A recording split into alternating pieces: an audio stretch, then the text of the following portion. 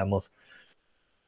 Les cuento un poco, pensar que si bien esta clase de algún modo excepcional, porque la hemos planteado como una clase abierta y gratuita para poder, de algún modo, sacar la propuesta a quienes puedan llegar a estar interesados, ¿sí? Es una clase que se inserta dentro de un curso que... Esperen.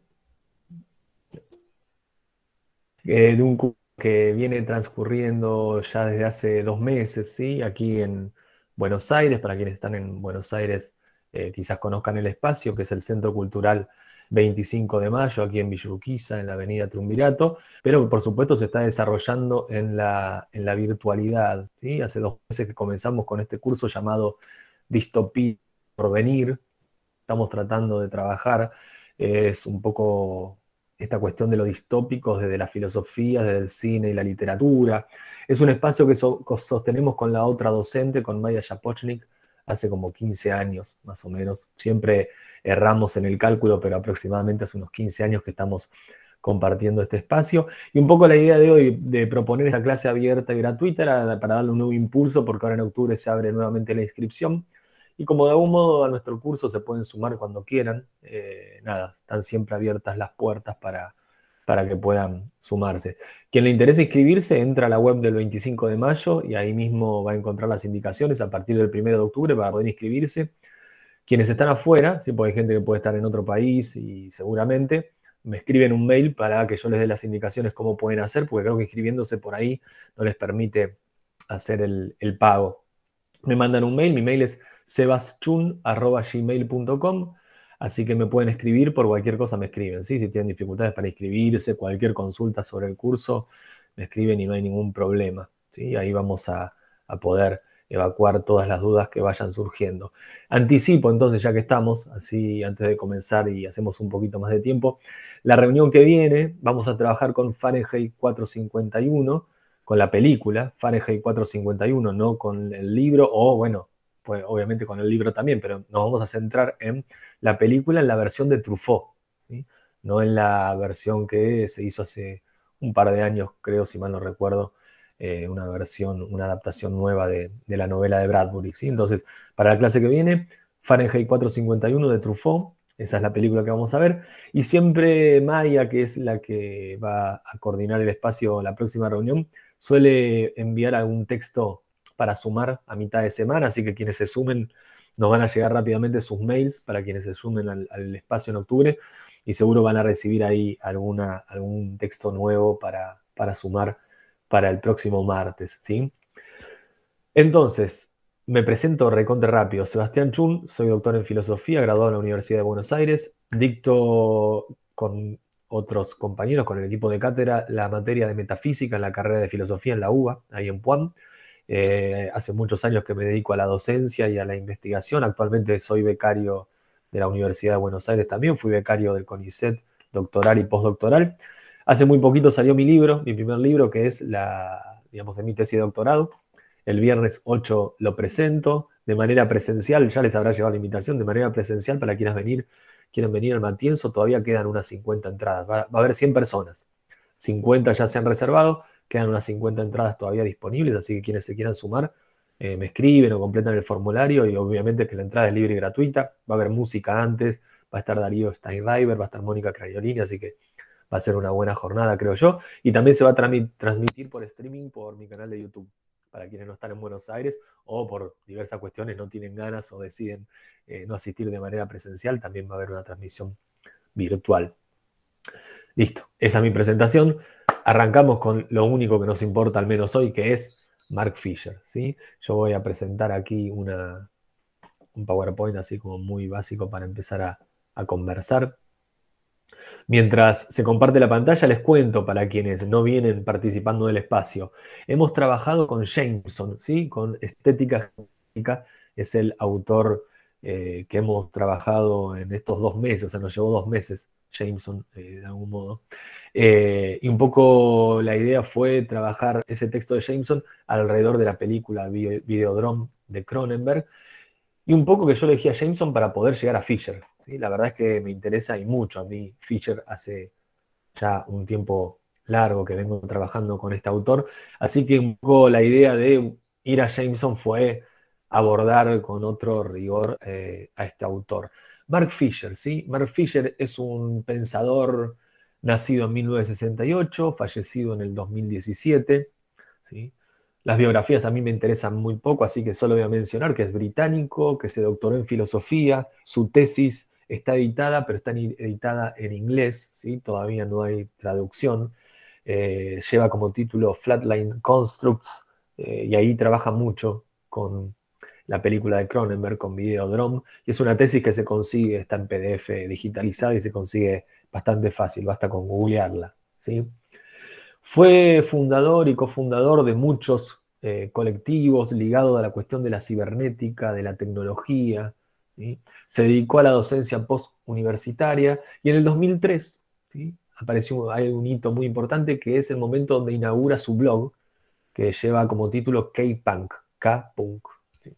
Un blog que de algún modo funcionaba como un punto de reunión de muchos blogueros y blogueras que estaban utilizando esa plataforma, una plataforma que hoy casi que está caduca, ¿no? Creo que yo solo uso el blog para usar para mi página web, pero no se ve mucho el blog, ¿no? Es como un homenaje que le hago a Fisher, en realidad porque es lo único que sé usar, y yo edito mi página web en Blogger. Pero bueno, creo que dejó de existir un poco ese movimiento tan potente que para ese momento, ¿no? Estaba en auge y había mucha efervescencia, ¿no? Entre blogueros y blogueras. 2009, edita su libro El Jacksonismo, que contiene obviamente textos suyos, ¿sí? De algún modo tratando de pensar a Michael Jackson como fenómeno cultural, ¿sí? Aguarden un segundo que está entrando alguien. Disculpen, acá.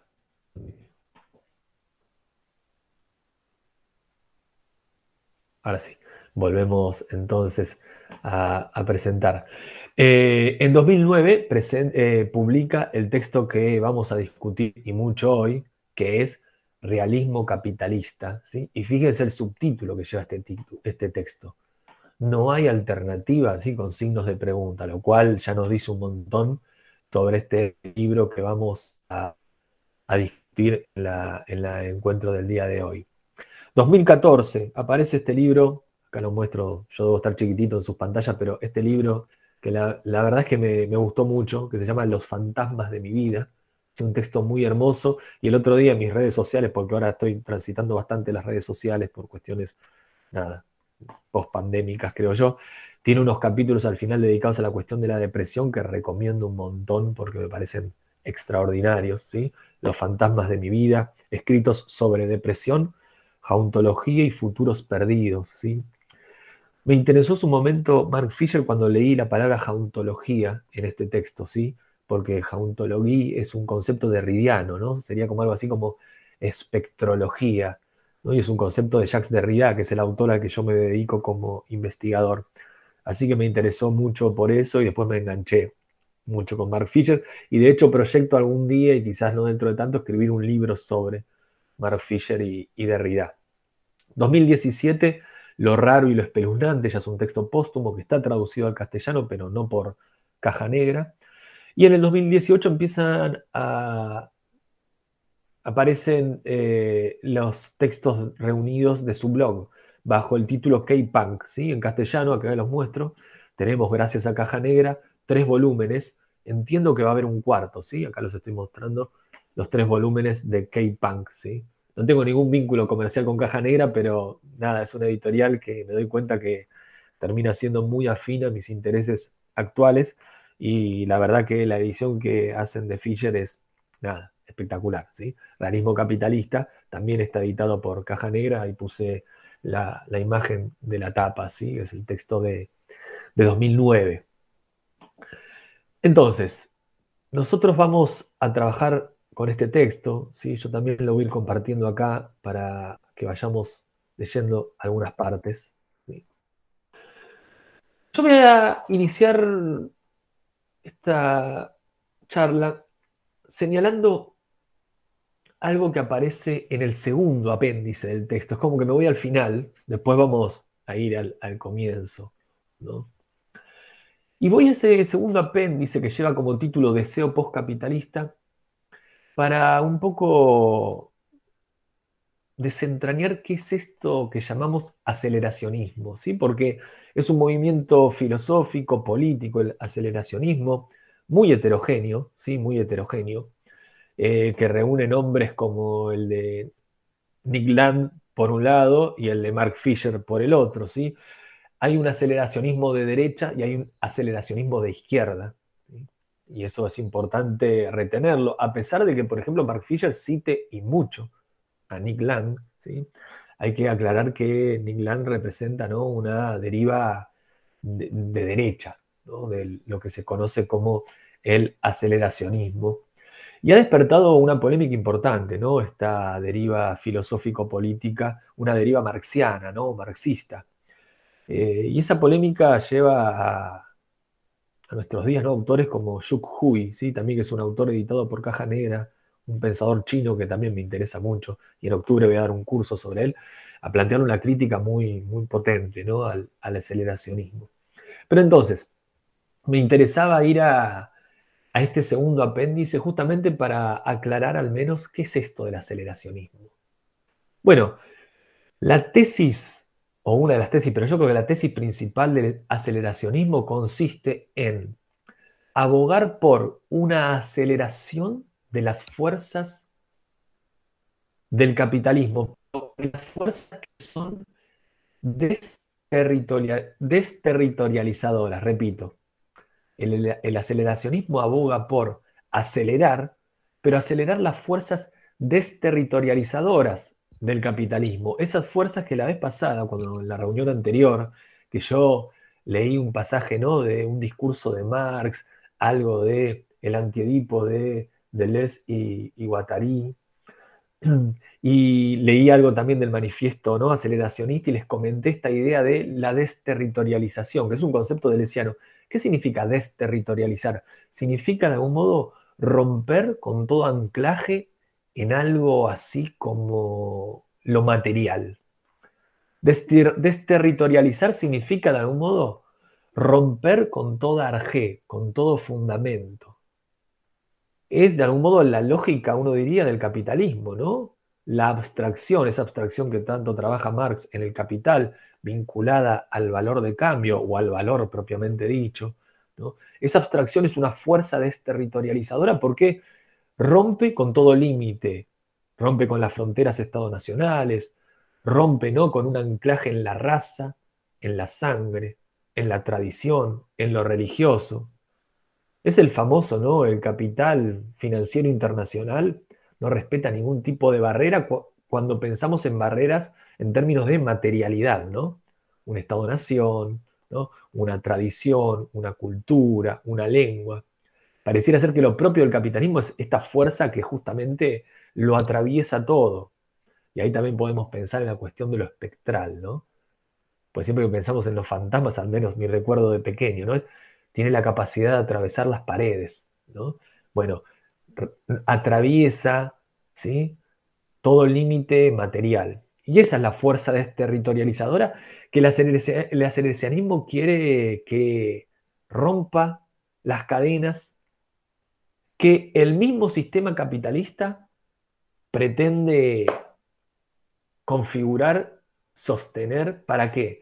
Para asir y para contener esas fuerzas desterritorializadoras.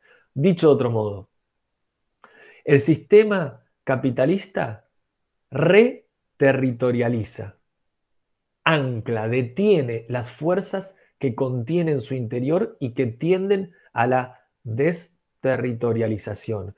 Entonces, el aceleracionismo, ¿por qué aboga? Por liberar esas fuerzas.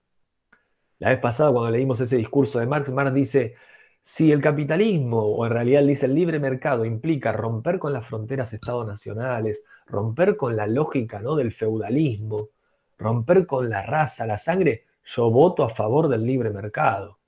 Dicho de otro modo, para Marx el capitalismo es un modo de producción necesariamente revolucionario.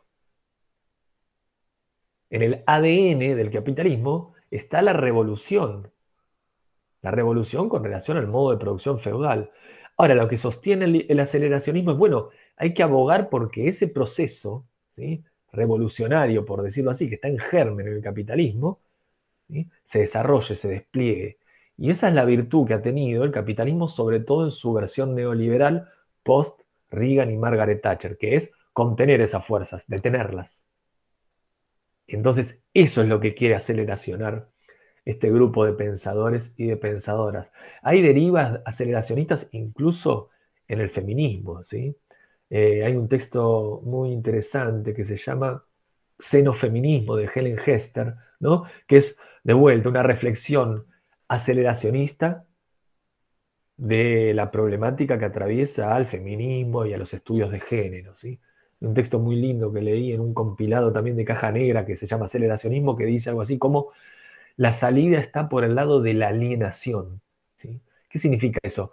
La liberación no hay que buscarla como un más allá de la alienación, sino que la liberación está dentro de la alienación, ¿no? Hay que acelerar el proceso de alienación para lograr esa liberación que estamos buscando. Y me parece, ¿no?, que ahí hay algo que se puede discutir, por supuesto, pero que al menos es interesante pensar.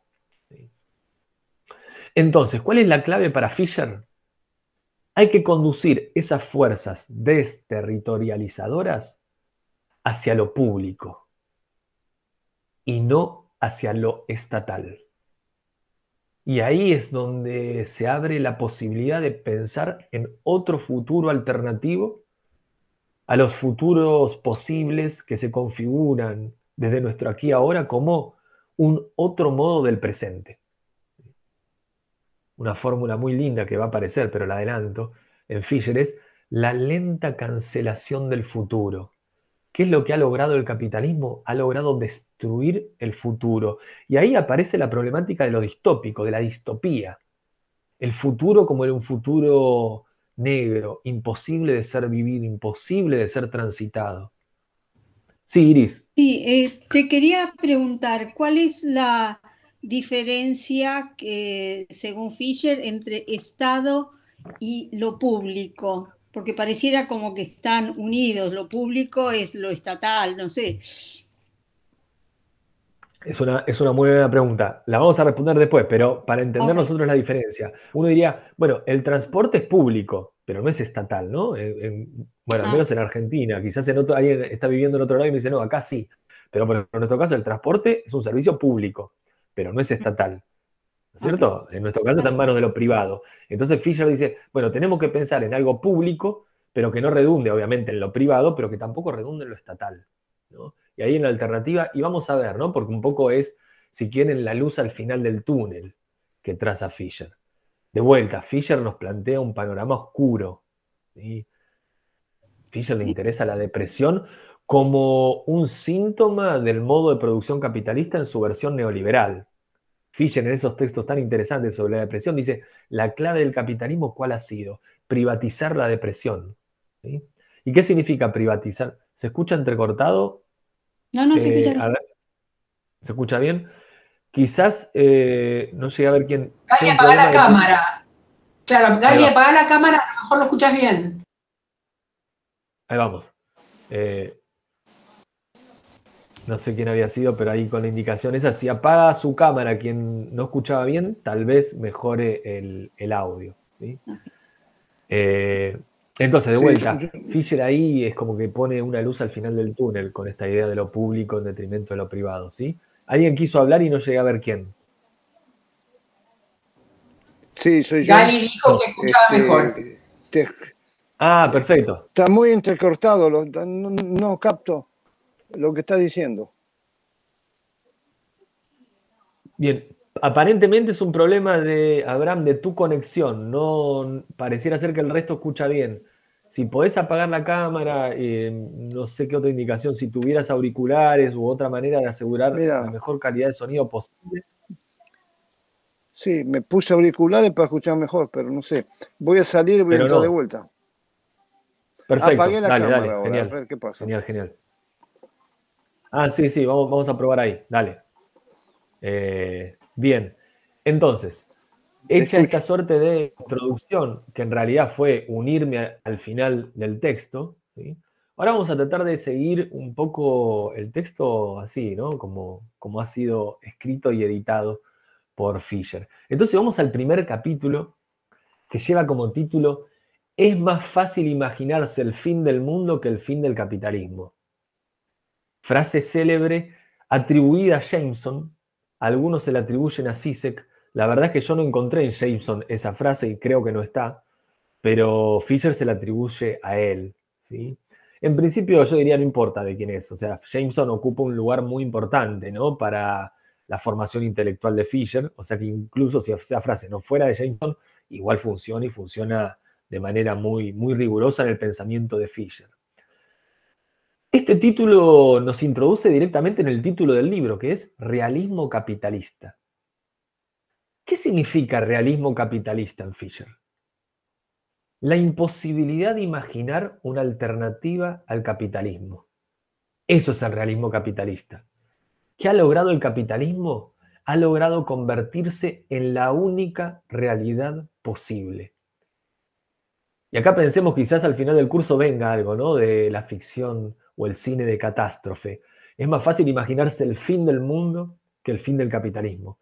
Hasta ese punto se ha impuesto el realismo capitalista, que para pensar su fin hay que pensar el fin del mundo mismo, ¿no? Entonces, claro, Fisher va a reconocer que el realismo capitalista es fruto de esta deriva llamada neoliberalismo. ¿Qué es lo que ha hecho el neoliberalismo? Y cuando hablamos de neoliberalismo, obviamente para un británico, pero para cualquiera en el mundo, el nombre propio que aparece es Margaret Thatcher, ¿no? En nuestro caso, quienes vivimos en Argentina, recordamos quienes nos gobernó en los 90, ¿no? Y ese es un poco para nosotros el neoliberalismo, que es como nuestra versión de la Margaret Thatcher británica, que es la destrucción del espacio público. El neoliberalismo ha destruido el espacio público y en vez de replegar el Estado sobre sí, eso que escuchamos mucho, perdón que hable mucho de Argentina, ¿no?, pero es lo que tengo más cerca, ¿no?, mucho candidato, la verdad que muy poco presentable, que dice que hay que terminar con el Banco Central, hay que terminar con el Estado, ¿no? El discurso neoliberal siempre es un discurso que aboga, en su discurso, por la destrucción de lo estatal, por el repliegue de lo estatal. Bueno, dice Fisher, esa es la mascarada, ¿no? Esa es el simulacro. El neoliberalismo conduce, en vez de un repliegue del Estado, a una reorientación del Estado hacia las dimensiones policial y militar. Escuché alguna vez a alguien decir, el gobierno anterior, ¿qué hizo? Borró la imagen de Triaca y aumentó la imagen de Bullrich, ¿no? Y hoy tenemos las consecuencias de eso. Triaca, el ministro de Trabajo, fue desapareciendo y fue creciendo la imagen de la ministra de Seguridad. Eso es el neoliberalismo. Eso es el neoliberalismo, dice Fisher. Siempre el liberalismo dependió del Estado. El discurso es, vamos a destruir el Banco Central, dolaricemos, que no haya más Estado, yo soy la no política, ese es el discurso. Por ejemplo, pensemos en la crisis del 2008, dice Fisher, cuando el Estado salió a sostener al capital financiero internacional, ¿no? Nosotros lo vivimos más cerca quizás en el Corralito, ¿no?, el 2001. Ante una posible corrida bancaria, ¿qué hizo? Bueno, listo, quédense con los ahorros. Y el Estado sale a sostener al capital financiero internacional. Entonces, el neoliberalismo necesita de un Estado, siempre.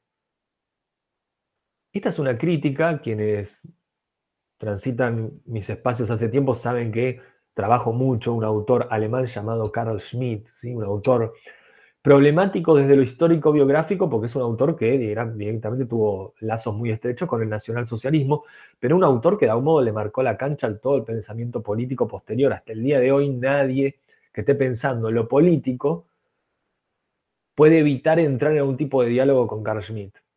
¿Y por qué? Yo creo que lo más importante de Carl Schmitt es su crítica al liberalismo, y su crítica al liberalismo en parte es esto que acaba de retomar Mark Fisher, que es, de vuelta, el liberalismo pretende anular, aniquilar, destruir lo político, y lo político tiene que ver con lo estatal. Pero en última instancia lo presupone, es su condición de posibilidad. Vamos a decirlo de otra manera. Si yo digo, quiero que todo lo regule el mercado, Lo que necesito es un Estado que, por la fuerza policial y militar, me garantice un orden que haga posible que el mercado funcione. Si no tengo un Estado, ¿sí?, y todo lo regula el mercado, cuando los alimentos se vuelven inaccesibles, y los voy a ir a buscar de otra manera, ¿no? Sin pasar una tarjeta de crédito. Entonces, ¿qué necesitamos ahí? Dice, bueno, un Estado, una fuerza policial. Bueno, eso justamente es, de algún modo, gran parte de lo que ha configurado esto que Fisher llama realismo capitalista. Como la esperanza sin sentido, dice Fisher, es lo único que termina teniendo sentido, y fíjense ahí cómo se empieza a dibujar este clima depresivo, ¿no? Paréntesis, Mark Fisher se suicida en el 2017, ¿sí? Lo cual a uno es como que, ¿no? Que es como que esa luz al final del túnel, ya les estoy diciendo que al menos para Fisher no fue tal. Bueno, yo la biografía a mí no me importa cómo terminó Fisher, ¿sí? Pero claramente el clima, ¿no?, el mood que atraviesa su pensamiento, sus textos, es un mood depresivo. Pero uno diría, ¿por qué es coherente con lo que está pensando? Porque para él la depresión es el mood propio del modo de producción capitalista en su versión neoliberal, ¿no? Es como si dijéramos, es lo lógico estar deprimidos. ¿Qué hace el capitalismo contra eso? Privatiza la depresión y la atraviesa por la lógica farmacológica. Nos hace tomar antidepresivos. Y a otra gran parte de la población, dice Fisher, ¿qué le da? Y le da la marihuana, las drogas, para que estén todo el día, ¿no?, escapando de esa depresión. Bueno, dice Fisher, vamos a transitar la depresión y vamos a ver a dónde nos lleva, ¿no? Uno podría decir, quizás se pueda también acelerar la depresión, ¿no?, y ver si conduce a algún tipo de ruptura o no. Como si dijéramos, la depresión no necesariamente conduce, ¿no?, al suicidio. Porque si uno logra entenderla como un fenómeno político, ahí quizás abre otras derivas, y de eso va a hablar en un rato en el texto, así que en un ratito vamos a volver, ¿sí? Entonces, la esperanza sin sentido es lo único que tiene sentido, dice Fisher. Por lo tanto, dice, el desamparado solo puede caer en la superstición o la religión, porque lo único que tiene sentido es la desesperanza. Entonces, claro, manotea a lo primero que tiene al lado, y eso primero que viene a tapar un poco ese hueco es la superstición y la religión. Por lo tanto, dice Fisher, ese fenómeno que hemos conocido como el retorno de lo religioso, hay que reconocerlo como una consecuencia del capitalismo también. Del mesianismo débil, dice Fisher, y ahí el nombre propio que tiene que aparecer es Benjamin. Yo nombro mucha gente no pensando que ustedes la tienen que conocer ni que las tienen que ir a leer, ¿no? Pero me parece a mí importante, porque es el único sentido de compartir estos espacios, es nada, como abrir caminos y después cada uno y cada una transita como quiere, si es que quiere alguno de ellos. Entonces, cuando habla de mesianismo débil, el nombre propio ahí que tiene que resonar es Benjamin, ¿sí? Entonces, del mesianismo débil, de la espera de algo nuevo por venir, se sigue la convicción de que nada nuevo puede venir nunca más. Fisher está criticando ese mesianismo débil benjaminiano, ¿no? Y está criticando de algún modo esa perspectiva, que es una perspectiva que a mí me interesa mucho, porque de algún modo es la que atraviesa el pensamiento político de Derrida, que es lo que se conoce como el mesianismo, ¿no? Bueno, la apertura a algo nuevo por venir. Algo nuevo por venir que no puede ser prefigurado desde el horizonte presente. Bueno, dice Fisher, por el lado obviamente de la desesperanza no vamos a ningún lado, pero por el lado de esta fuerza débil mesiánica tampoco vamos a ningún lado. Porque esto en última instancia redunda en la convicción de que la única realidad posible es el capitalismo. Entonces, la deriva o la alternativa que va a pensar tampoco viene por esa línea de pensamiento o esa línea de pensamiento político, aunque muchos dicen eso no es política, ¿no? Ese es un debate ahí muy importante que atraviesa el pensamiento político contemporáneo. Pero como la tradición se reconfigura en respuesta a lo nuevo, dice Fisher, y lo nuevo no se produce más que en relación a la tradición, La ausencia de porvenir nos priva de pasado. Acá hay que rearmar todo este argumento, de vuelta. Acá para mí está muy presente Derrida, ¿no? Vamos a decirlo de este modo. ¿Cómo se inventa algo nuevo? Bueno, para inventar algo nuevo, ¿no? Y esto es algo que trabaja mucho Derrida en un texto llamado Psyché, Invenciones del Otro. Para inventar algo nuevo, dice Derrida, de algún modo tengo que entrar en diálogo con la tradición. Es como si dijéramos, para inventar algo nuevo, tengo que reproducir lo ya dado. ¿Por qué? Si yo inventara algo absolutamente nuevo, no sería reconocido como nuevo. Imaginemos, ¿no? A Duchamp, no fue Duchamp al final, ¿no? Parece que él le robó la obra a una mujer, creo que ucraniana, pero imaginemos que fue Duchamp. Da vuelta al mejitorio y lo pone en el baño de su casa. Aparece alguien y dice, che, estás loco, o sea, llama al plomero que te armó mal el baño, ¿no? Te puso el mejitorio al revés. Es decir, esa invención novedosa no inventa nada. ¿Por qué? Porque no se inserta en la tradición a la que pertenece. ¿Cuándo Duchamp inventa algo nuevo en la historia del arte, o al menos del arte del plástico? Cuando el mejitorio, dado vuelta, entra al museo. Dicho de otro modo, para inventar algo nuevo hay que de algún modo reproducir lo dado. Porque la invención de lo absolutamente nuevo no es reconocida como invención, por lo tanto no inventa nada. Entonces,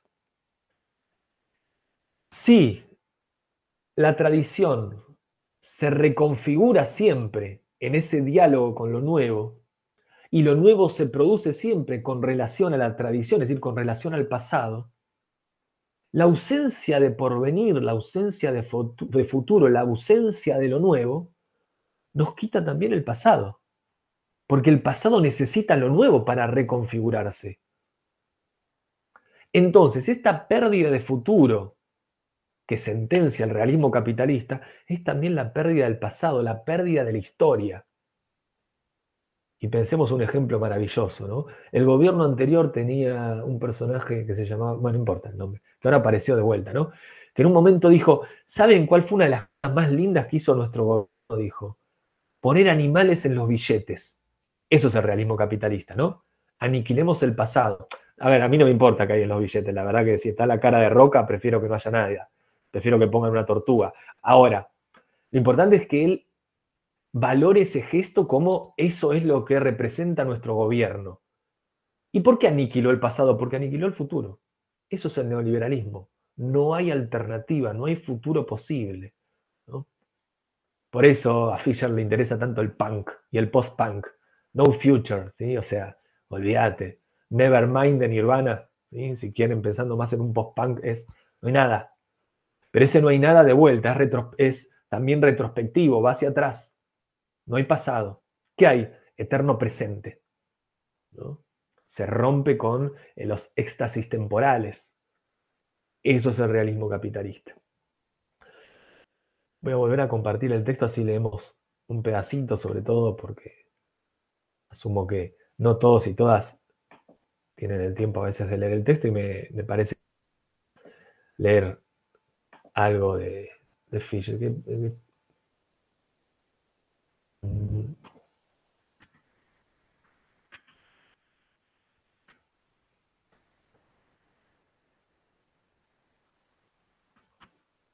Paso rápido. Por el amarillo. Ahí estamos. Dice Fisher, en este punto, el realismo es análogo a la perspectiva desesperanzada de un depresivo que cree que cualquier creencia en una mejora, cualquier esperanza, no es más que una ilusión peligrosa.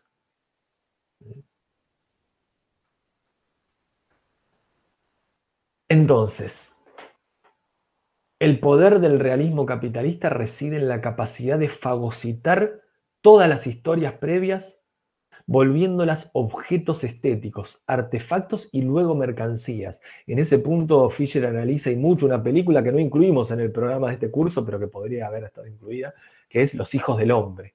Es un momento donde muestran cómo alguien tiene en su casa, ¿no?, una colección de cuadros que se han vuelto meras, ¿sí?, mercancías, meras objetos sin ningún otro valor más que el valor comercial, ¿sí? El realismo capitalista es el realismo en sí mismo, dice Fisher. ¿Por qué? Porque solo queda el consumidor, espectador, navegando entre reliquias y ruinas.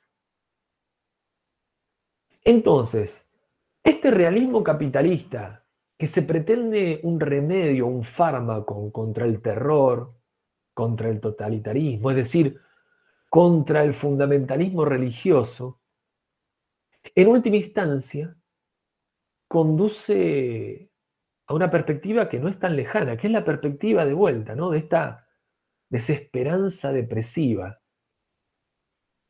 que ha perdido toda fe, ha dejado de creer en una alternativa, ha dejado de creer en la posibilidad de habilitar otros futuros posibles. Pero el capitalismo, y en este punto Fisher explicita, ¿no?, su deuda con Deleuze y Guattari, sobre todo con el Antiedipo y 1000 mesetas, desterritorializa en el plano de las finanzas. Claro, el capital financiero internacional no respeta ningún tipo de territorialidad, no respeta ningún tipo de límite, de frontera. Alguien hoy puede estar a decenas de miles de kilómetros de nuestro país, cuando digo nuestro pienso en la Argentina, puede tocar un enter en su home banking y puede producir un desequilibrio en la economía de nuestro país. Eso es el capital financiero internacional.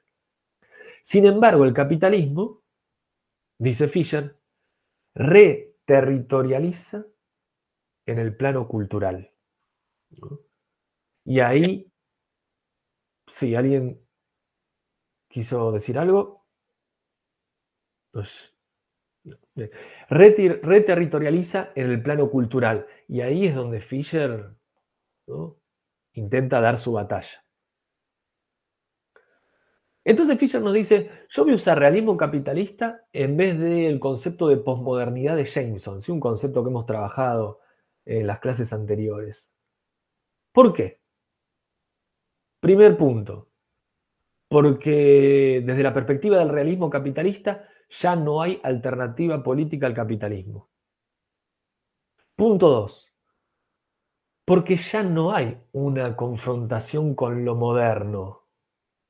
Eso es algo que todavía arrastra el concepto de posmodernidad. Sino que el modernismo se volvió un estilo estético congelado y ya dejó de ser un estilo de vida, dice Fisher. Tercer punto, porque el problema es que una vez incorporada toda extrañeza, toda alteridad de manera exitosa, la pregunta radica en la posibilidad que tenga el capitalismo de funcionar sin algo ajeno que apropiarse. Reformulo. Si el capitalismo es esa maquinaria que lo fagocita todo, que no deja exterioridad alguna, ¿no?, esto que se entiende como esta capacidad, ¿no?, autorrevolucionaria que tiene el capitalismo, que implica su transformación para adaptarse a toda situación, incluso, por ejemplo, una pandemia a nivel global que dura 2 años. El capitalismo, todo otro lo vuelve parte de lo mismo. Entonces, dice Fisher, hay una pregunta interesante para hacerse acá, que es si el capitalismo podrá seguir funcionando cuando ya no haya exterioridad, cuando no haya nada ajeno, nada otro que se le oponga. Capítulo número 2. Título. ¿Qué pasaría si todos estuvieran de acuerdo con tu protesta? Los títulos de los capítulos de Fisher son muy buenos, ¿eh? El anticapitalismo, dice Fisher, refuerza el capitalismo. Y esta es una, por decirlo así, una tesis que toma de Zizek, ¿no? Zizek es un autor muy presente también en Mark Fisher. ¿Qué significa esto? Que la ideología capitalista no es la propaganda que busca convencer, sino que la ideología capitalista oculta el hecho de que la dinámica capitalista no depende de las creencias subjetivamente compartidas. Dicho de otro modo, se escinde nuestra actitud subjetiva interna de nuestras conductas, de nuestra praxis cotidiana. Por lo tanto, el anticapitalismo parece no buscar erradicar el capitalismo, sino mitigar sus excesos. Y el ejemplo en el que piensa Fisher en este punto es el ambientalismo. Sí que es algo muy cercano, ¿no? Que lo vemos en las redes sociales, en los medios masivos de comunicación, de vuelta. No es que está diciendo el ambientalismo es bueno para nada, ¿no? Sino que lo que está señalando es atención con esas perspectivas que se pretenden anticapitalistas, pero que en última instancia lo que buscan es mitigar los excesos de este modo de producción. En última instancia terminan siendo fuerzas conservadoras. Entonces vamos a leer este pasaje del segundo capítulo que dice así. Pero buscar posibilidades reales para la acción política implica, primero que nada, que aceptemos nuestra inserción en el nivel del deseo en la picadora de carne del capitalismo. Lo que queda sin decir en el rechazo del mal y la ignorancia dentro de un otro fantasmático es nuestra propia complicidad en las redes planetarias de la opresión. Lo que debemos tener en mente es tanto que el capitalismo es una estructura impersonal hiperabstracta como que no sería nada sin nuestra cooperación.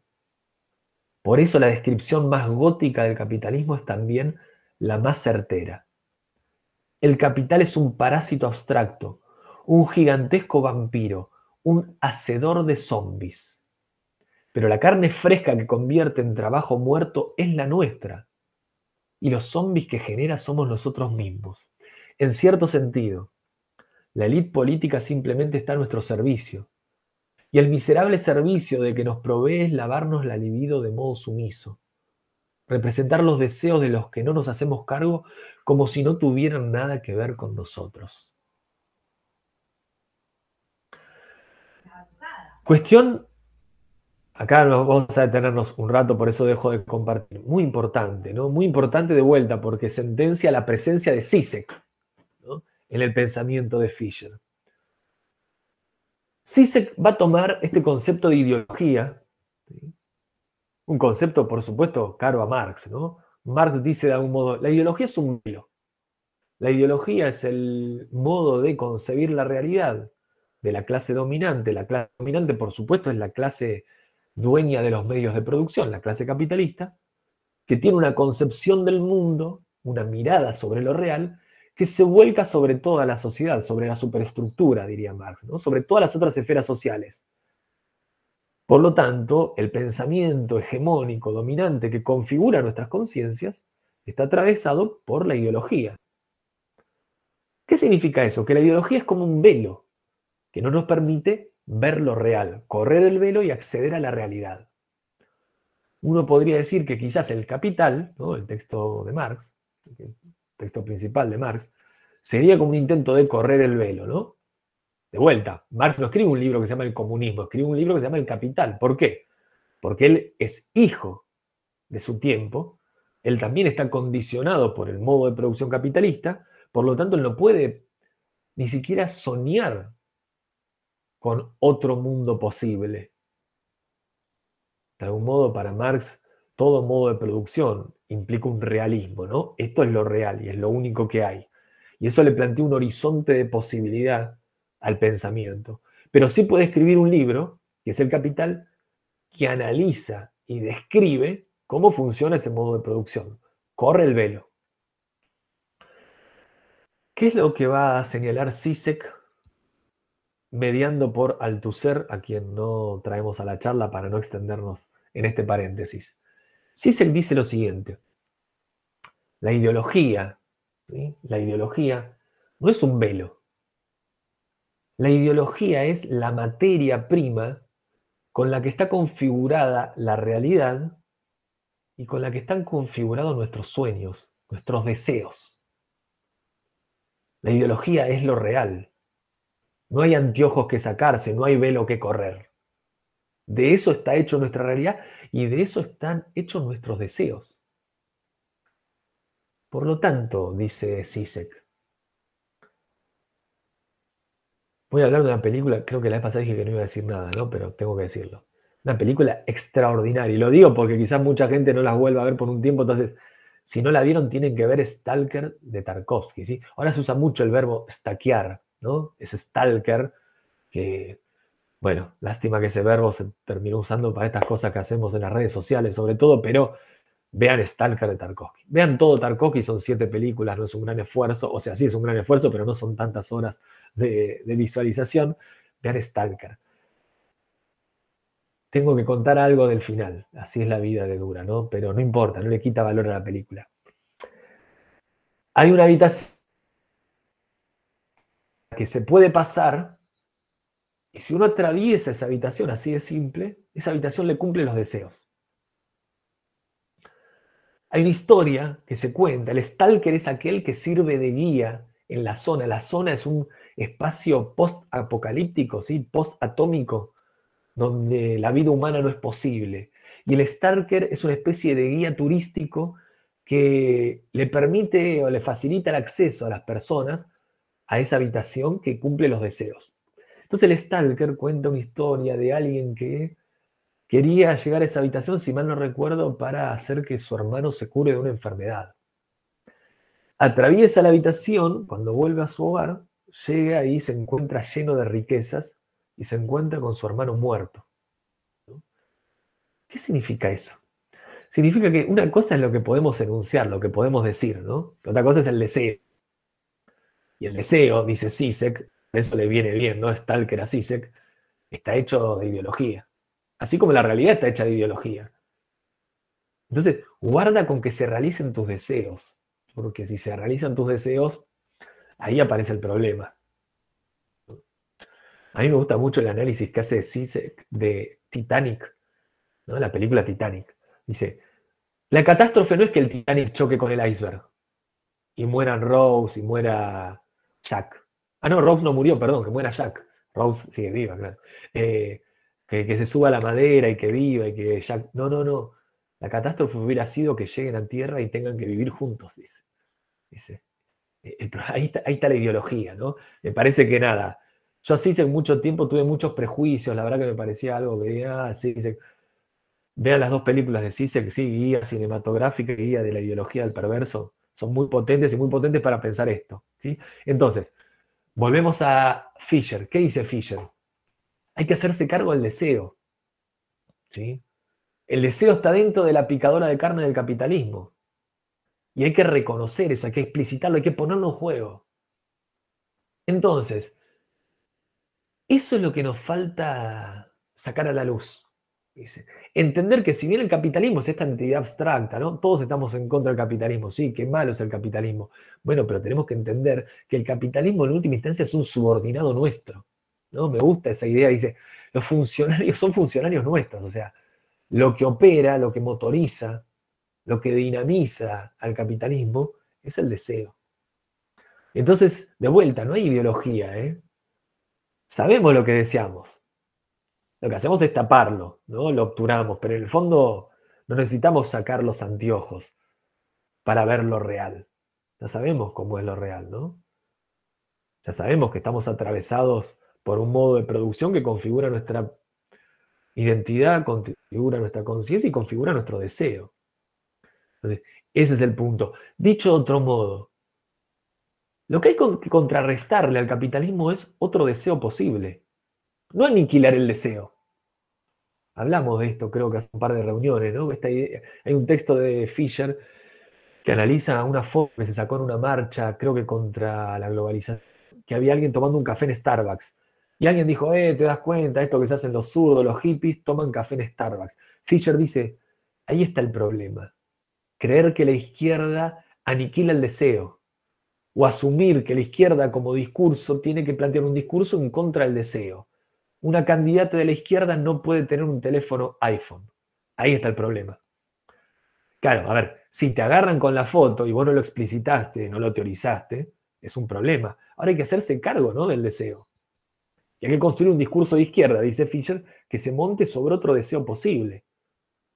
Pero no que aniquile al deseo, ¿no? Porque la idea de la izquierda es ropa gris, arroz y bicicleta para todos y todas. Bueno, dice Fisher, claro, nadie te va a votar, ¿no? Ahora en noviembre, cuando tenemos que ir a votar, y nadie va a votar a ropa gris, arroz blanco, bicicleta para todos y todos para siempre. No, no. Hay que configurar otro futuro posible, y un futuro posible implica otro deseo posible. Un deseo que ha sido cooptado por el capitalismo. Pensemos en la pandemia, ¿no? Los comienzos de la pandemia, ¿qué fueron? Otro mundo posible quizás se abre en el horizonte. Rápidamente, ¿qué hicimos? Empezamos a consumir cosas sin sentido por internet y a hacer teletrabajo. Se terminó. Listo. Volvimos dentro de la maquinaria. Se nos dio lo que deseamos, ¿sí? Para quienes estamos en Argentina y en otros países de Latinoamérica, Mercado Libre, ¿no? Apareció Mercado Libre y listo, salvados.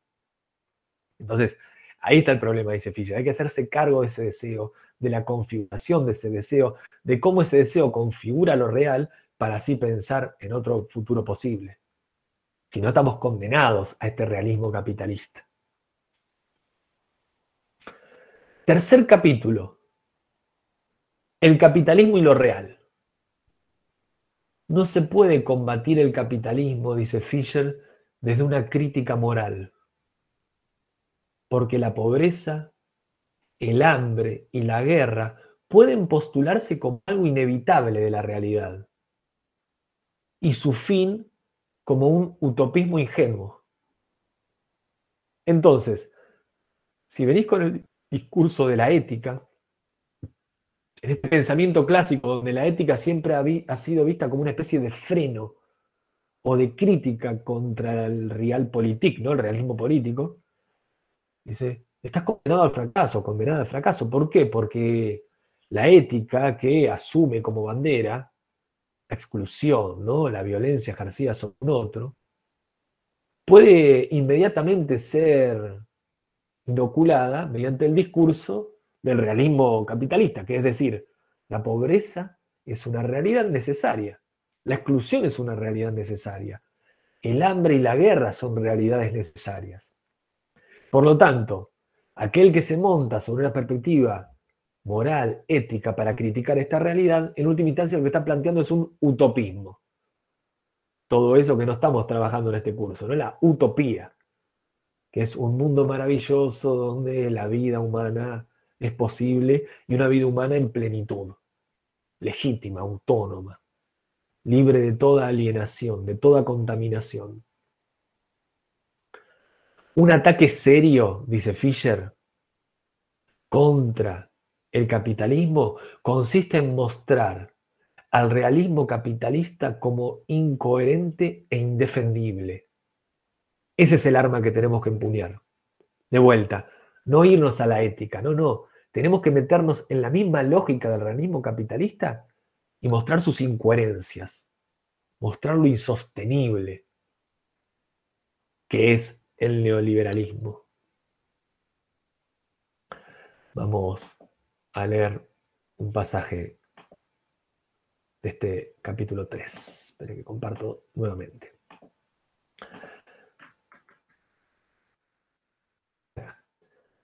La política emancipatoria, dice Fisher, nos pide que destruyamos la apariencia de todo orden natural, que revelemos que lo que se presenta como necesario e inevitable no es más que mera contingencia y al mismo tiempo que lo que se presenta como imposible se revela accesible. Para pensar en una emancipación tenemos que destruir el orden dado, un orden dado que se ha configurado como natural, como necesario. Tenemos que desnaturalizar, y ahí vemos, ¿no?, lo cercano que es esto a el pensamiento filosófico. Una definición de la filosofía siempre es, ¿no?, la desnaturalización. Y a mí, bueno, a mí y a muchos y a muchas nos interesa pensar que la filosofía es necesariamente filosofía política, la metafísica es filosofía política. Porque la desnaturalización implica un hacer temblar el orden, ese orden que pretende ser natural. Uno diría en última instancia que todo lo natural es construido, ¿no? Porque solo lo natural puede desnaturalizarse, por lo tanto develarse como construido, como artificial. Entonces, Si logramos destruir esta apariencia de orden necesario, lo que vamos a demostrar es que lo que tenemos es pura contingencia. Y si lo que tenemos es pura contingencia, eso que se sentencia como imposible, es un imposible contingente, no un imposible necesario. Dicho de otro modo, lo posible, uso siempre la misma imagen, me parece que sirve para entender esto. Estoy en una habitación oscura, no veo nada, prendo la luz de mi celular y ilumino. Ilumino y marco un horizonte de posibilidad, ¿no? Lo posible es lo que puedo ver a mi alrededor que se vuelve visible gracias a la luz que proviene de mi linterna. Lo que está más allá de ese horizonte de posibilidad lo llamo imposible. Pero no es imposible porque no pueda existir. Es imposible porque escapa a mi horizonte de posibilidad que es contingente, que está situado. Es como si dijéramos, la frontera entre lo posible y lo imposible es histórica, es contingente, es una construcción. Entonces, dice Fisher, si logramos hacer temblar el realismo capitalista, necesariamente se abre hacia lo otro de sí el horizonte de posibilidad. Derrida diría, ¿no? Se abre a la llegada de lo porvenir. Eso porvenir que siempre es indeterminado, es imprevisible, no se puede anticipar. Porque si se pudiera anticipar, si se pudiera prever, si yo pudiera anticipar qué es lo que va a venir, ya no es un porvenir, sino que es más de lo mismo. Es la apertura al acontecimiento, en otros términos también filosóficos dentro de esta tradición. Lo real para Lacan, y Lacan está muy presente porque está muy presente Zizek, ¿no? En Fisher, es aquello que la realidad debe suprimir y que nos lleva a partir de las fisuras de la realidad aparente. Lo real en mayúsculas, ¿no? Desborda lo real en minúsculas, que intenta obturar a lo real en mayúsculas, y lo desborda, ¿no? Transitando las grietas de lo real en minúsculas. Entonces, dice Fisher, una estrategia posible para pensar la emancipación política sería la invocación de lo real en mayúsculas. Por ejemplo, dice Fisher, la catástrofe ambiental. La catástrofe ambiental se presenta como un simulacro. ¿Por qué? Porque sus implicaciones son demasiado traumáticas para que el sistema pueda asimilarlos. Todo el cine catastrófico, que nosotros dijimos, en algún momento lo vamos a acercar al cine distópico, ¿no? ¿Y por qué la catástrofe y la distopía se acercan? Y se acercan porque plantean mundos no transitables, ¿no? Mundos imposibles para una existencia humana.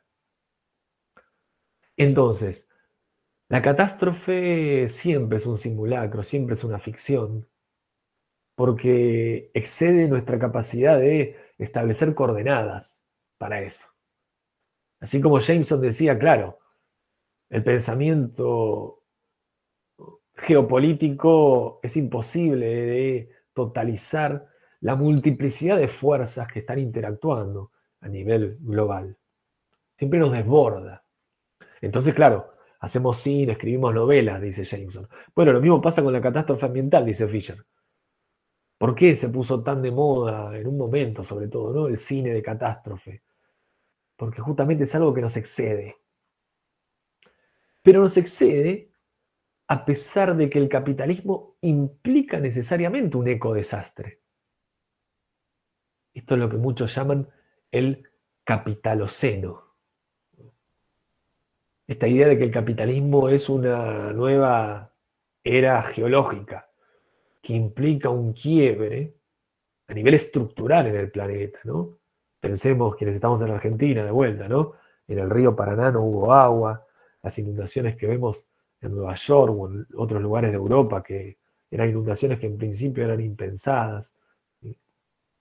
Todo lo que escuchamos constantemente en los medios masivos de comunicación o en las redes sociales sobre el calentamiento global, mal llamado gracias a fuerzas, ¿no?, políticas y económicas que están operando, cambio climático.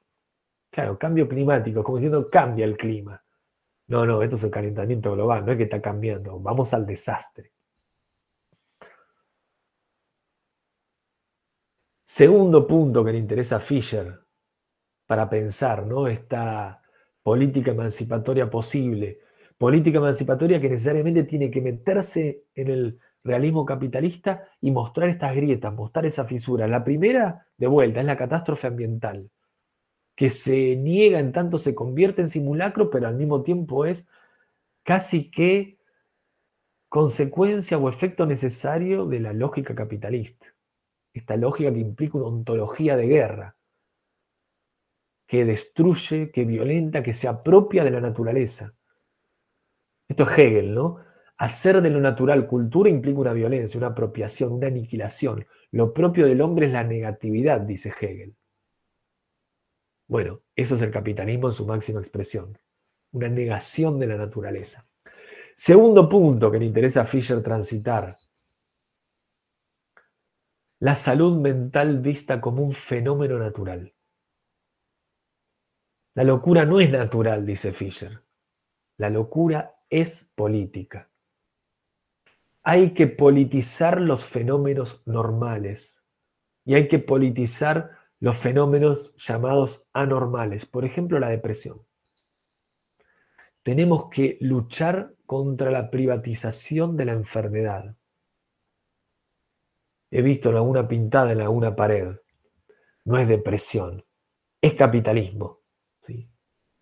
Eso resume bien lo que está tratando de pensar Fisher y que desarrolla mucho en esos dos últimos capítulos que le dije de Los fantasmas de mi vida. La depresión como un mood, ¿no?, necesario dentro del modo de producción capitalista en su deriva neoliberal. Fíjese que un autor también, ¿no?, un autor contemporáneo y muy conocido a nivel mundial, Byung-Chul Han, cuando piensa en coordenadas muy cercanas a la de Fisher, ¿sí? Cuando habla de el síndrome del burnout, ¿no?, esta lógica del rendimiento. Es la lógica de la depresión, ¿no?, de aquel que en esta búsqueda del rendimiento máximo, pero un rendimiento máximo autoexigido por la lógica del emprendedurismo, termina en la depresión. Porque el fracaso es su responsabilidad. Claro, pero el fracaso es consecuencia del modo de producción capitalista, no del hecho de que su fábrica de cerveza artesanal no haya funcionado o él no haya trabajado lo suficiente. Sin embargo, la lógica del emprendedurismo lo hace responsable y conduce a la depresión. Un texto también que me gusta mucho para pensar estas cuestiones es La fábrica del hombre endeudado de Lazzarato. Lo hemos trabajado en algún curso, lo recomiendo mucho siempre, así que quien tenga ganas de leerlo también está digitalizado. Si no lo encuentran, me mandan un mail y se los paso por PDF. Un texto súper interesante. Tercer punto, tercer grieta que Fisher nos invita a transitar. La burocracia no ha desaparecido, sino que ha cambiado de forma. Y eso es un punto muy importante, porque una de las grandes banderas del neoliberalismo es el rechazo de la burocracia estatal. Bueno, dice Fisher, atención, porque el neoliberalismo no destruye la burocracia, sino que al contrario, muta. Pero la burocracia sigue estando. En nuestro país lo vimos claramente, ¿no? El último gobierno que se decía antiestatal, el gobierno anterior a este, ¿no?, aumentó al Estado, lo hizo más grande, ¿sí? Había más gente trabajando en el Estado que en el gobierno anterior, ¿no? Y uno dice, qué raro eso, ¿no? Porque el discurso es antiestatal. Lo que se busca es achicar el Estado. No, dice Fisher, no buscan achicar el Estado, buscan achicar determinadas alas del Estado, pero fortalecen y enriquecen otras. Capítulo 4. Vamos a trabajar un capítulo más y luego vamos a abrir un espacio para poder charlar un poco. Impotencia reflexiva, inmovilización y comunismo liberal lleva de título este capítulo. La impotencia reflexiva implica la conciencia de lo malo del capitalismo, dice Fisher. Y al mismo tiempo implica la convicción de que no se puede hacer nada, ¿no? Impotencia reflexiva. Somos conscientes de que el capitalismo es una porquería, pero también somos muy conscientes de que no hay alternativa, de que no hay futuro posible más allá del capitalismo. Esto se convierte en una profecía autocumplida, dice Fisher, y conduce a la patología psiquiátrica, que dentro de la misma lógica neoliberal se vuelve un problema químico, es decir, farmacológico e individual. Por lo tanto, repele toda politización. Aquí aparece una fórmula muy interesante, ¿no? Fisher, que se llama hedonía depresiva. Es la incapacidad de hacer cualquier cosa que no sea buscar el placer, dice Fisher. Ese es el modo de ser de ese ente privilegiado que somos bajo el modo de producción capitalista en su deriva neoliberal. Hedonía depresiva. Es la consecuencia del pasaje de la institución disciplinaria a la sociedad de control. Esa institución disciplinaria que pensó Foucault a la sociedad de control que pensó Deleuze. En esta sociedad de control, los individuos se convierten en consumidores de servicios. Por lo tanto, Fisher nos va a decir que estamos, bajo este realismo capitalista que está analizando, dentro de un estalinismo de mercado. El estalinismo de mercado implica una combinación de imperativos de mercado con objetivos definidos burocráticamente desde el Estado. Pasamos del trabajador preso, ¿sí?, el trabajador preso en la fábrica, dentro de esa institución disciplinaria llamada fábrica, al deudor adicto, a este sujeto depresivo, a este sujeto que está burnt out, pero que está endeudado. Esto es una cuestión muy interesante, ¿no?, para pensar la deuda en nuestra actualidad, ¿no? Incluso desde una deriva feminista hay una autora que se llama Verónica Gago que piensa y mucho la cuestión de la deuda desde una perspectiva feminista, y la deuda de vuelta como un dispositivo de poder, un dispositivo de control. Es sacar a la deuda de la lógica económica para llevarla a la lógica política, que es la lógica propia, ¿no? Y ahí de vuelta también recomiendo el texto de Lazzarato. La sociedad de control nos convierte en deudores. La institución educativa, ¿en qué se convierte? Se convierte en una facilitadora de entretenimiento. La escuela entretiene y al mismo tiempo disciplina de manera autoritaria. El estudiante se endeuda y se encierra al mismo tiempo. Fisher escribe esto. Fisher transitó como docente unas instituciones que eran como post-estudios secundarios allí en Gran Bretaña. Son instituciones que ofrecen una formación más bien ligada a oficios, ¿no? Son instituciones terciarias, pero que tienen como una salida laboral. Y Fisher trabajó mucho en ese tipo de instituciones, y todo este capítulo está de algún modo atravesado por esas experiencias, ¿no?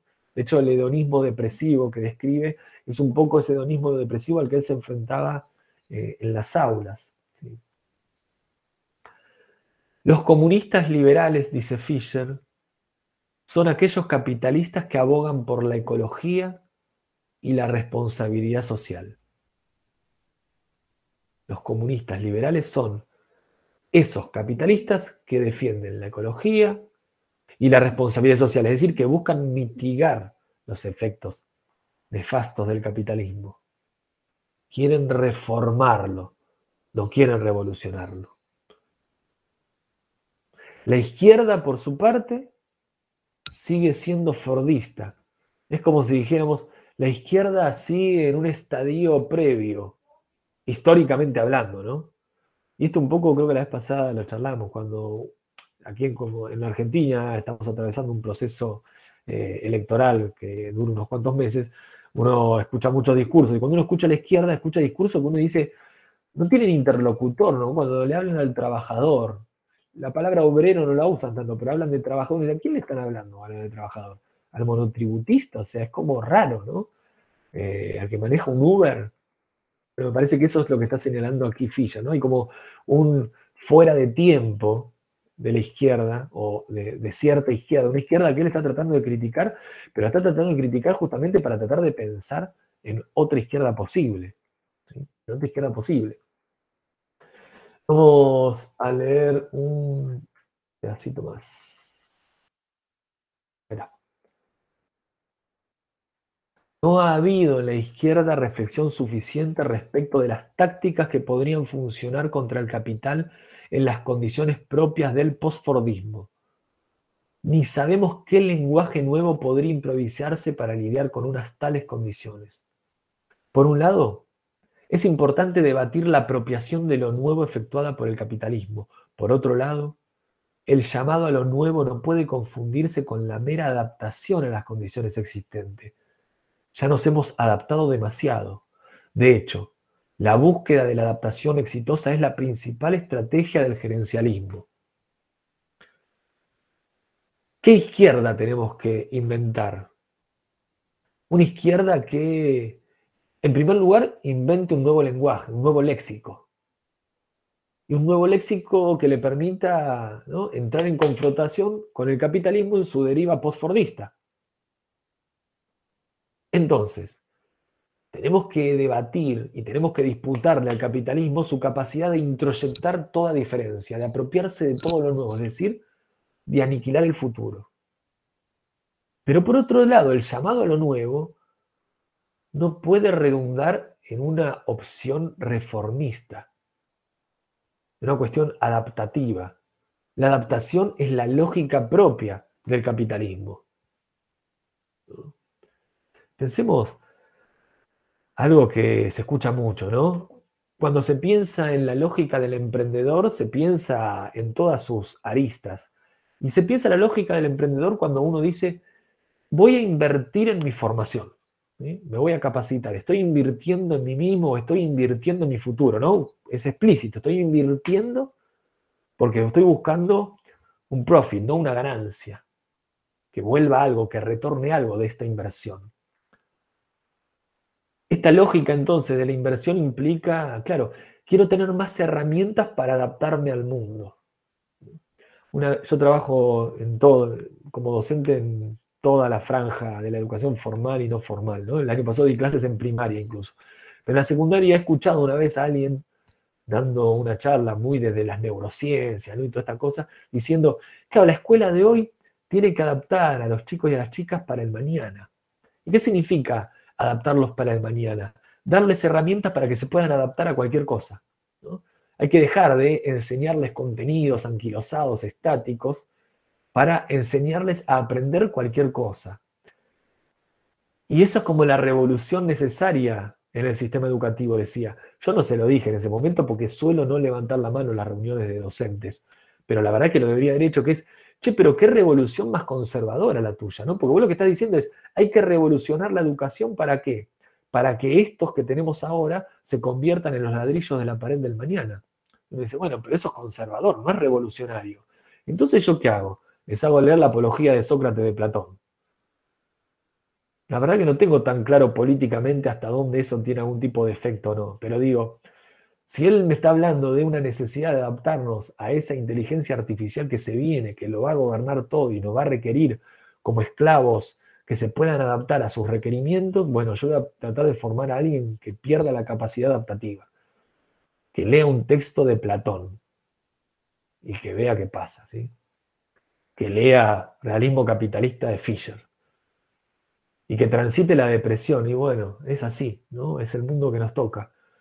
Pero en última instancia uno diría, la depresión implica la imposibilidad de adaptarse, ¿no?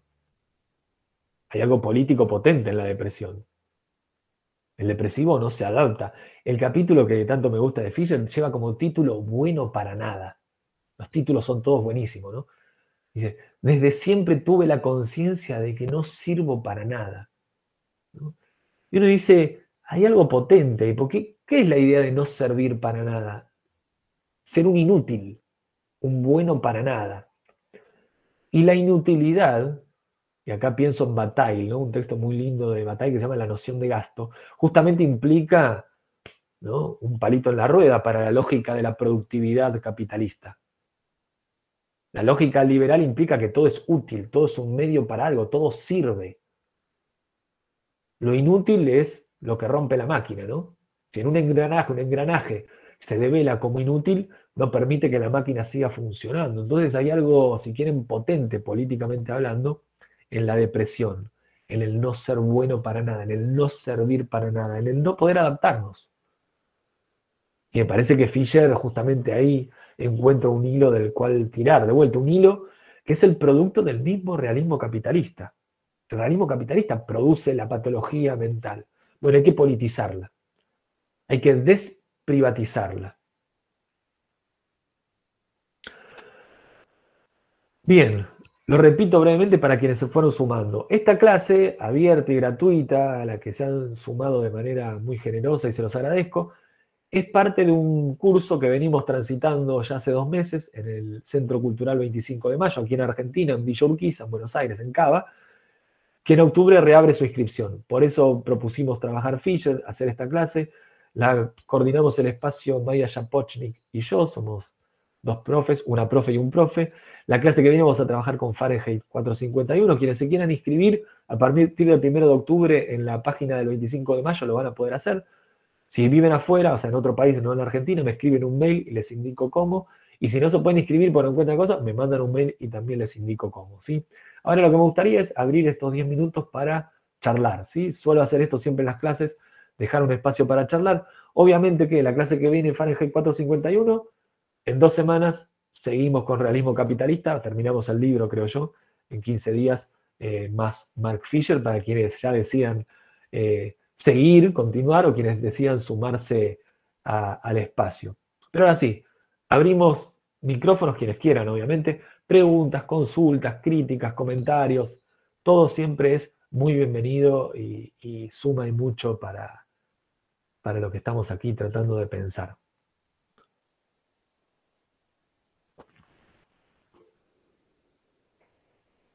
Sí, José, te escuchamos.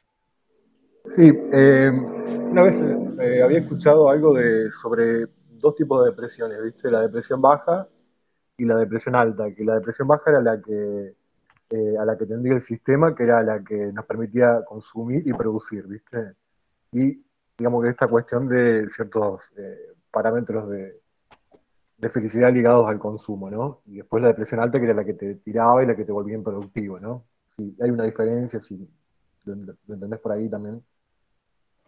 Bien, nunca había escuchado esa distinción, pero me parece está bueno pensarlo, ¿no? Es como si digamos, hay una depresión que todavía te hace útil, por decirlo así, al sistema. Esto es como el Totalmente. famoso depresivo funcional, ¿no? Sigue funcionando. Exacto, y a la vez estaba tan triste que no podía revelarse, ¿no? Digo, y pensaba también en esta cuestión de los beats, ¿no? De la generación beat que hablaba de cuidar el estado de ánimo, ¿no? Como que era ahí donde se introducía el sistema, ¿no? En esta cuestión de te entristezco para que consumas y para que seas feliz, ¿no? En esta cuestión ligada al consumo con la felicidad. Bien, bien, me parece como que está bueno plantear esa distinción, ¿no? De vuelta, una depresión funcional y necesaria, que es la depresión que nos permite justamente seguir operando dentro de la maquinaria y sobre todo seguir consumiendo, tratando de tapar ese hueco o esa angustia.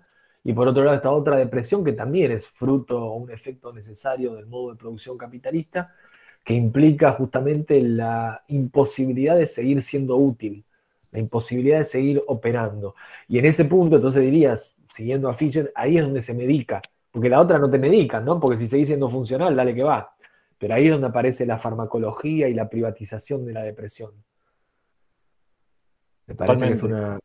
un buen aporte y un buen plus. Fisher no hace esa distinción, pero me parece que nada, se articula de buena manera. Silvia, sí, Silvia, te escuchamos. Cada vez que, gracias por la charla, Sebastián, cada vez que hablamos con el grupo de filosofía del aceleracionismo, me resuena de alguna manera la imposibilidad de pensar en los que quedan en el camino. O sea, creo que la profundización de determinado tipo de variables hace que muchos queden en el camino y ahí se me genera una confusión o una contradicción de valores, porque en realidad es cierto que lo paliativo no termina nunca, pero también es cierto que el que queden tantos en el camino me consterna. Bien, está muy bien lo que decís, ¿no? Porque uno diría, claro, el aceleracionismo aboga por acelerar el capitalismo, y eso implica, vamos a decirlo así, ¿no? Crudamente, acelerar la picadora de carne, ¿no? Acelerar esa violencia que genera exclusión constantemente. Yo creo que, no sé si decir la clave, ¿no? Pero la cuestión sería la siguiente. Lo que genera esa exclusión es la fuerza reterritorializadora del capitalismo. Es como si dijéramos, el capitalismo en su fuerza desterritorializadora tiende a la reducción de lo privado y a la ampliación de lo público, ¿no? Pensemos, por ejemplo, en el fenómeno, ¿no? de Internet, cuando apareció. ¿No? Hay un debate muy fuerte en Internet, y es algo que nos toca de cerca, ¿no? Sobre el carácter privado o no de las obras que se publican en Internet, ¿no? En los PDF, vamos a decirlo así, que suelen transitar entre nosotros y nosotras. Entonces uno diría, claro, el propio capitalismo ha producido Internet. Por lo tanto, una fuerza como esta ha conducido casi necesariamente a lo que podríamos llamar la piratería. En nuestro país, en Argentina, no está penado ni nadie te va a perseguir. Pero hay países donde no podemos descargar PDFs, ¿no? O sea, corres riesgos importantes. Yo conozco gente que se dedica a esto en otros países y o paga licencias de páginas que ofrecen los documentos, o le pide a alguien que justo va a viajar, le baje los PDF acá y se los lleve en un pendrive, ¿sí? Porque es problemático descargar, ¿sí? De manera ilegal, ¿sí? Algo que es del orden de lo privado. Bueno, dice, ese es el capitalismo intentando reterritorializar algo que tiende a la destrucción de la propiedad privada. Dice, pero es el propio capitalismo el que generó esa puesta en crisis de lo privado. Entonces, de vuelta, yo creo que Fisher o el aceleracionismo estaría pensando en que esa producción de un excedente de exclusión, es propio de vuelta de la captura que hace el capitalismo de esas fuerzas. Eso sucede porque el capitalismo no deja que se desarrollen esas fuerzas, porque esas fuerzas tienden a convertirlo todo en público, vamos a decirlo de esa manera, ¿no? No, al final no dijimos mucho porque todavía no llegamos a la cuestión de lo público, pero lo público quiere decir, vamos a decir, algo del orden de lo común, ¿no? Tiende a eso, ¿no? El modo de producción capitalista, incluso en su deriva neoliberal. Lo que pasa es que el neoliberalismo se ha encargado de contener esas fuerzas, ¿no? De mantenerlas asidas y tensas, para que no se desborden. Uno debería pensar, pero digo, es muy cercano, ¿no? Esto que estamos haciendo ahora. Esto lo llamamos clase de filosofía, si quieren, ¿no? Clase de filosofía. Yo la verdad que no tengo ni idea dónde están ustedes. Casi que tampoco sé quiénes son, ¿no? Porque acá hay, ¿cuántas personas somos? Hay 22, en un momento hubo 26, se van, vienen. Eso es la desterritorialización. Alguien puede estar ahora en Noruega y está participando de este encuentro. No hay límite, no hay espacio-tiempo, desterritorialización. Bueno, el capitalismo tiende a querer que eso no prospere, ¿sí? Tiende a querer contener eso. Eso que es fruto de su propia lógica. Y entonces, de vuelta, yo creo que eso es una de las grandes críticas que se puede hacer al aceleracionismo. Che, no, mejor no aceleremos nada, vamos a meterle palo a la rueda y que frene.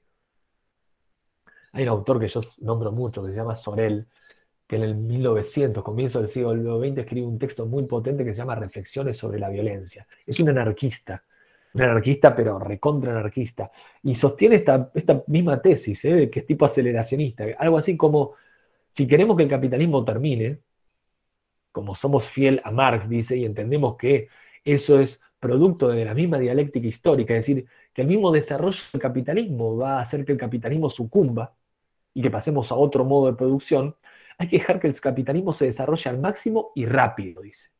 Que acelere. No le metamos palitos en la rueda, es decir, no pidamos vacaciones pagas, doble aguinaldo, licencia por maternidad, no, no, no. Y uno dice, che, pero eso nos va a llevar puestos. Está bien, dice Sorel, pero que nos lleve puestos rápido. Es mejor eso que una agonía prolongada, ¿no? Si vos conseguís muchas reivindicaciones, y puede ser que esto sea más lento, ¿no?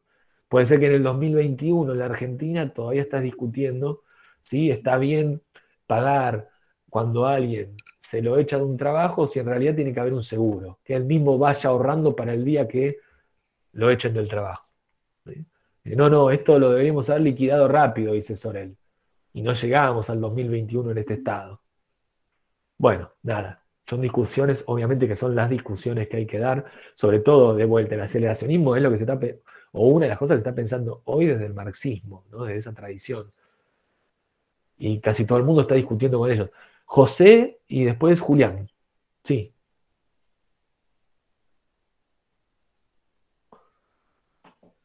Que levantaron la mano, por eso dije, o no sé si estaban de antes. O José, ¿no? José Villegas, no. Julián, vos Yo estás estaba la de mano. antes. Dale, José, dale, sí. No, no, que Ah, estaba de antes, estaba de antes. te Digo. quedó de antes, listo, listo. Julián, Julián, vos. A ver si yo puedo sacar la manito esta. Sí, hola, hola. Un saludo Hola, desde hola, ¿qué tal? Bogotá. Gracias por la invitación. Yo te quería hacer una pregunta respecto al Sí, concepto de ontología, porque, bueno, Mark Fisher habla bastante del concepto de ontología en realismo, no en realismo capitalista, sino en Los fantasmas de mi vida, y él constantemente habla de aquellos proyectos que nunca se realizaron, ¿cierto? ¿Qué relación tendría la ontología con su propuesta del comunismo ácido? ¿Cuál sería la relación de pensar en esos proyectos y en esas alternativas que no se han realizado, pero que nos permitirían salir de este realismo capitalista? Gracias. Y muy chévere no, la conferencia. Gracias. gracias a vos por la pregunta, pues me viene bárbaro. ¿Para qué? Para dejar muy en claro que para mí, o sea, en los fantasmas de mi vida yo me llevé una decepción muy grande, que es en el comienzo, Fisher dice, yo estaba reenganchado con Derrida. Cuando leí Espectros de Marx me di cuenta que no me gustaba nada. Y yo dije, no, ¿cómo me dice eso Fisher? O sea, yo quiero escribir un libro sobre Fisher y Derrida y él me está diciendo que en realidad no, no. Y yo creo que hay un problema y que lee, seguro leyó una traducción al inglés de Derrida. Porque yo creo que Fisher es derridiano. Y el concepto de ontología o ontología en Derrida, para mí tiene la siguiente potencia, que es esto, ¿no? ¿Qué es la ontología? La espectrología, vamos a decirlo con otros términos para sentirlo quizás un poquito más cercano. Es esta idea de que lo real no se reduce a lo presente, a lo que llamamos el presente vivo. Que eso que llamamos el presente vivo está sediado por espectros. ¿Y qué decir que está sediado por espectros? Que hay otros, hay algo extraño, hay algo ajeno, hay una alteridad que es condición de posibilidad de eso que llamamos el presente vivo, pero que al mismo tiempo el presente vivo trata de obturarlo. Dicho de otro modo y llevándolo a la pregunta de Julián, esos futuros posibles que dice Fisher fueron aniquilados por el realismo capitalista, pero que existieron, ¿no? Hubo proyectos que, claro, no se realizaron, pero que en un momento fueron futuros posibles, fueron alternativas que se podían soñar, que se podían imaginar, no han sido aniquiladas por el realismo capitalista, que es el elogio del presente vivo, sino que están allí operando, están asediando. ¿Y qué quiere decir que están operando y que están asediando? Que no se van a volver un presente, ¿eh? La idea de pensar otros futuros posibles no es, quiero escribir un proyecto y que ese proyecto dentro de 100 años se realice. No, no, no, la potencia de pensar otro futuro posible es la potencia del espectro. ¿Y cuál es la potencia del espectro? La capacidad de poner en crisis, de hacer temblar el presente vivo. ¿Y qué quiere decir poner en crisis y hacer temblar el presente vivo? Poner en evidencia, explicitar que es contingente, que no es necesario, que es una construcción histórica. y que por lo tanto otras alternativas siempre son posibles. Y son posibles, ¿por qué? Porque son la condición de posibilidad de lo que llamamos el presente.